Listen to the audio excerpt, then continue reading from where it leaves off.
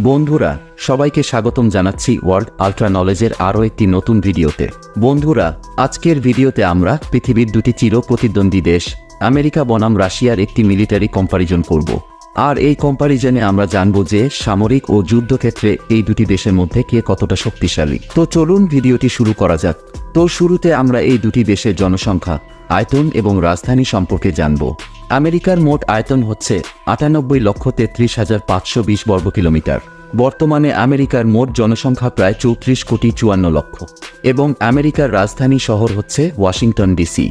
আর অপরদিকে রাশিয়ার মোট আয়তন হচ্ছে 1,70,98,200 বর্গ কিলোমিটার। বর্তমানে রাশিয়ার মোট জনসংখ্যা প্রায় 14,48,00,000 এবং রাশিয়ার রাজধানী শহর হচ্ছে মস্কো।